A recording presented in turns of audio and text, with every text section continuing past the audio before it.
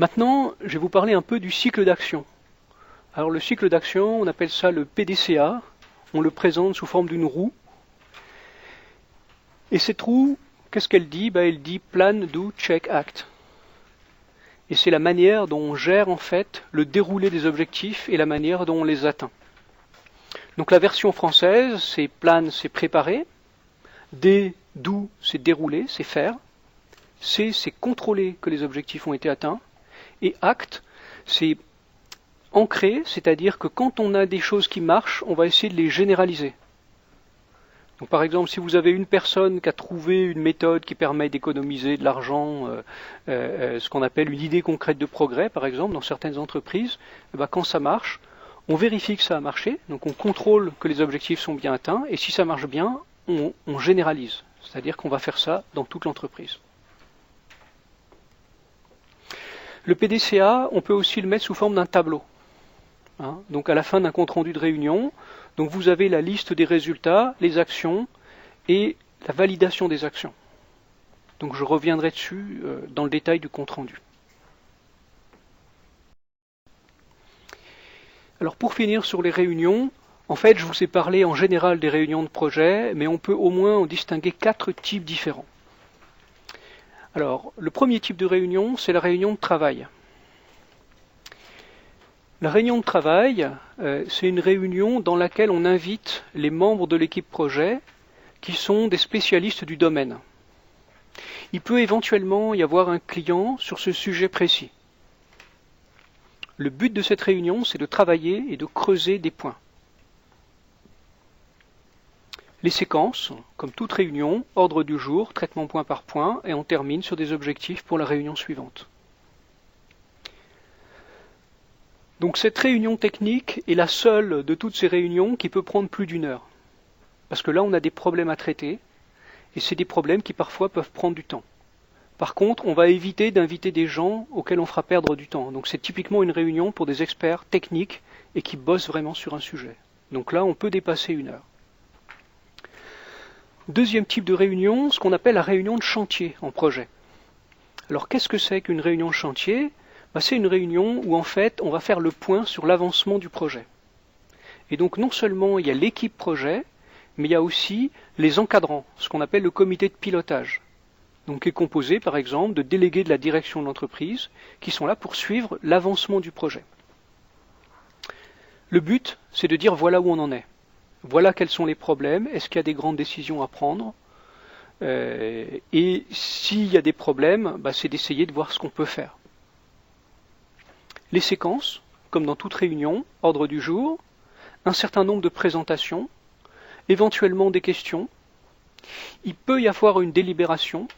Pourquoi? Parce que vous, quand vous faites une soutenance, vous avez déjà fait des soutenances, c'est une forme de réunion de chantier. C'est-à-dire vous faites votre présentation, on vous pose des questions, et après éventuellement le jury délibère et vous fait un retour. Alors il n'y a pas forcément une délibération dans une réunion de chantier, mais à la fin il y a toujours un bilan. Typiquement, c'est des réunions qui ne doivent jamais excéder 1 heure. Le but d'une réunion de chantier, c'est qu'elle soit bien préparée et qu'on aille à l'essentiel. Donc on ne va pas s'enliser dans des détails techniques, dans le fait d'aller regarder des plans, etc. De toute façon, le comité de pilotage, il n'est pas intéressé par les détails, il est intéressé par les conséquences. Et donc par les décisions qu'il a à prendre. Type de réunion suivant, la réunion interne. Alors ça, c'est les réunions que vous faites vous, quand vous êtes gestionnaire de projet, avec les personnes de votre projet. Alors, par exemple, là c'est repris d'une équipe à Centrale qui décrivait ces réunions internes en disant voilà, on a 2 objectifs dans ces réunions internes. D'abord, chaque pôle, il s'était réparti en pôles de travail. Chaque pôle présente où il en est, donc qu'est-ce qui a été fait, et dit voilà, par rapport à nos objectifs, où on en est. Et deuxième point, c'est de l'entraide. C'est-à-dire que quand il y a des personnes qui ont une difficulté dans une équipe, les autres doivent brainstormer, essayer de réfléchir pour résoudre ce problème, éventuellement apporter de l'aide, etc. Dans les participants d'une réunion interne, c'est l'équipe projet. Il n'y a pas de personne externe, c'est vraiment les gens qui bossent sur le projet. Le but, c'est de suivre l'avancement ensemble, au jour le jour. Les séquences, donc ordre du jour, traitement point par point, objectif. Quatrième et dernier type de réunion, c'est ce qu'on appelle les stand-up meetings. Alors ça veut dire réunion debout. En France, on pourrait parler de réunion machine à café. Hein. Donc qu'est-ce que c'est qu'un stand-up meeting? Bah, par exemple, dans l'équipe projet qu'il y avait à Centrale, il s'était dit, voilà, tous les jours, on se voit à la pause de 10 heures et on discute de l'avancement. De manière informelle. Donc les participants, c'est les membres qui sont disponibles à ce moment-là. Hein. S'il y en a qui sont en déplacement ou ailleurs, on fait quand même la réunion. Le but, c'est de faire un point rapide. Donc il n'y a pas spécialement de créneaux, doodle organisés à l'avance. On dit, voilà, c'est mardi et jeudi à 10 heures, on se retrouve là. Les séquences, alors c'est pas parce que c'est une réunion informelle qu'on bavarde n'importe comment. Il y a quand même l'idée qu'il y a un tour de table, on traite les points, on termine sur les objectifs. Mais la différence, bien sûr, c'est qu'on va très vite. Puisque la pause est limitée à un quart d'heure, comme partout. Et donc le but, c'est rapidement de pouvoir échanger et d'aller à l'essentiel. Attention, n'oubliez pas que c'est facile de parler, mais si on veut vraiment avancer, il faut écrire. Il faut que les choses soient mises noir sur blanc.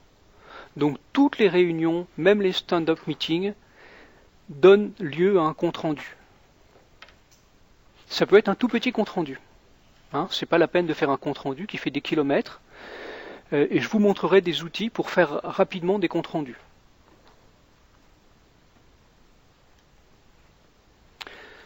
Donc voilà, le compte-rendu peut être léger si c'est un stand-up meeting. Alors dans le deuxième chapitre, je vais vous proposer de travailler ensemble sur comment on fait un compte-rendu. Je vais vous montrer des modèles et les grandes structures de ce compte-rendu.